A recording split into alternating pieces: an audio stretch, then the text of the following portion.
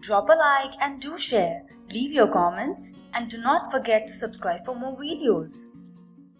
What's up, guys? This is Manoj Uptani. I welcome you all on behalf of the Edipedia world.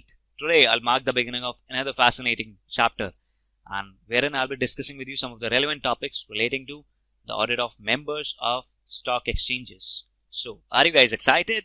Are you guys enthralled to hear that? Perfect, guys. So, fasten up your seatbelts. We are about to take off with the first topic of the day, and that will be this. A question which was asked in CA final examination, and it says, your client has recently applied for registration as a stockbroker under SEBI Act 1992. Indicate the matters that would be taken into account by SEBI while granting the registration certificate.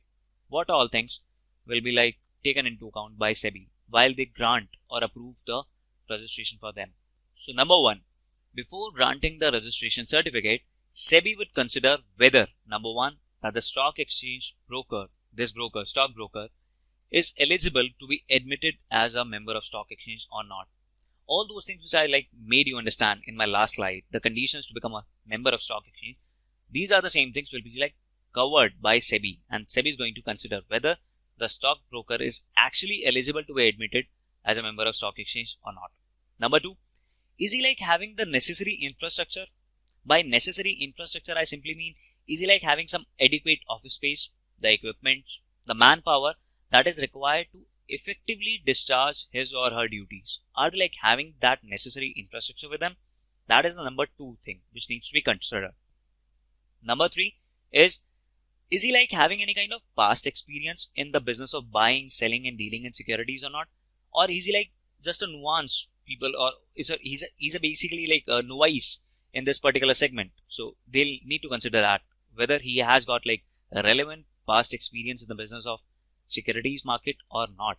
So that will be considered as well. And lastly, is that person subjected to any of the disciplinary proceedings under the rules, regulations or bylaws of any of the stock exchange with respect to his business as a stockbroker involving either himself or any of his partners, directors or employees? This is something which is extremely important to note, because SEBI is extremely hard and harsh on this particular front. So they are stringent, they are having stringent laws. So before granting any of the registration certificates, SEBI would consider whether the stockbroker is eligible to be admitted as a member of stock exchange. Is he having the necessary infrastructure to do his business? Is he having any kind of past experience in the business of dealing with securities? And finally, is he subject to any of the disciplinary proceedings? If in case he is, then SEBI is definitely not going to provide the registration certificate so easily. That's for sure. This question was asked in CA final examination for May 1997. So I wanted you to understand what kind of questions can be asked from this particular chapter itself. Are you guys perfect? Cool. Shall we proceed? Let's move towards the next topic, and that will be margins. So it says about margins or deposits with the stock exchanges. This is one of the favorite questions of examiner each time. This question has been asked n number of times by now. I was able to only showcase and portray these attempts. Why? Because I was short of space in that case. So CA final examination for November 98, 05, 11, May 10, 12, 13 and so on. The list goes on. So margins and deposit of stock exchanges. So what is a margin? Let's understand that. So guys, margin is something which is a kind of compulsory deposit which needs to be made by the members of stock exchange to the stock exchange authorities. Different type of margins are payable within the stipulated time, which is decided by the exchange or the clearing house of that exchange. Members should compute the margin which is being payable on all the securities which are traded by them. They are going to collect the same margin from the clients wherever applicable, and they are going to deposit the same with the clearing house or the stock exchange authorities before that due date. Margin is something which is extremely important. Why? Because stock exchange guys do daily have almost trillion of transaction. One day, I'm just talking about a day transaction usually contains almost trillion amount of rupees. So how can you be so sure about the party with which you are transacting, whether the party is going to run away or not? So in order to ensure that there is a transparency of entire record and people don't run away while committing huge amount of money, so margins is something which is extremely important to come into the picture, because that is something which is going to save the broker, and which is going to save the client as well, who is on the other side. So margins are those compulsory deposits that are required to be made by the members of stock exchange to the stock exchange authorities. All they are going to do is, members are going to collect the margin amount from the client, and then they are going to pay the same or keep the same with the stock exchange authorities. Now, why it is being done? Let's understand the objectives. Number one, to protect the members. To protect the members by providing them with the funds to cover any anticipated fluctuation in the prices of securities, particularly if the client delays in making the payment or is unable to meet his commitments. That is the first and the foremost thing why margins are being collected. Number two is to prevent excessive speculation. Let's suppose if I'll talk about you want to invest, let's say 10,000 rupees or let's say 12,000 rupees in any of the shares, be it Reliance shares. Okay, you don't have money in your hand currently. Okay, but you want. Okay, what's that guarantee that whether you'll be able to pay us back or not? No guarantee. Why? Because you don't possess any of the money currently. Okay, but you want to transact.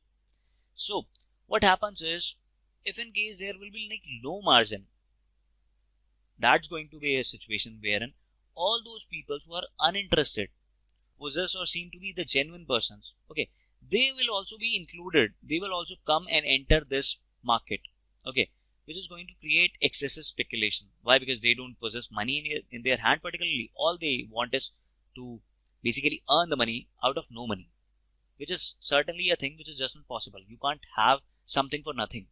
So if in case all those disinterested or uninterested persons will also be involved in this particular segment, which is going to create excessive speculation all the time. So in order to not to attract basically all those disinterested or non-genuine persons, this margin policy is being implemented by the stock exchange. Why? Because only those serious people around, those sincere people around who want to invest their money, who want to hold it for a longer period of time, okay, they will just want their securities done to be for a longer period so that they can avail the benefit in the longer run, and which basically helps the market to bring in the efficiency as well.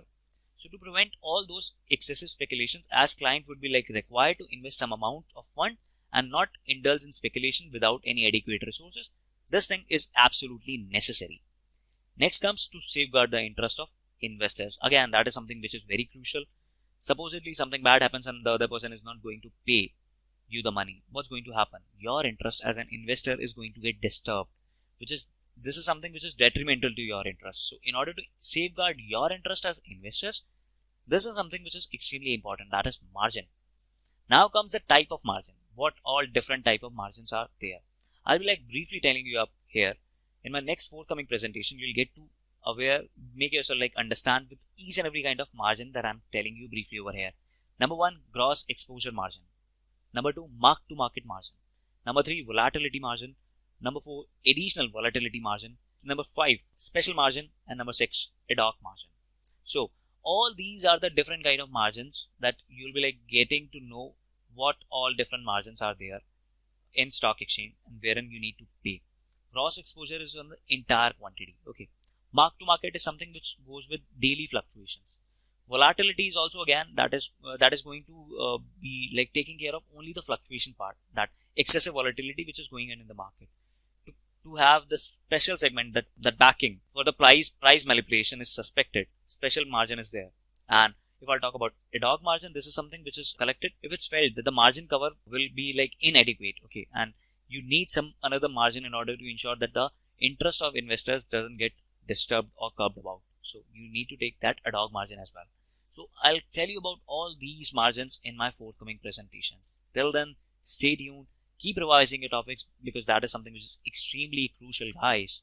So I'll see you in the next presentation with a lot more interesting topics. Till then, take care. Thank you on behalf of the Edupedia world. Keep interacting via questions, queries in YouTube comment boxes. I will love to answer each one of your queries and grievances. Stay connected. That will help us in understanding your needs way better, guys. Till then, take care. Love you all. Bye. Sayonara. Take care.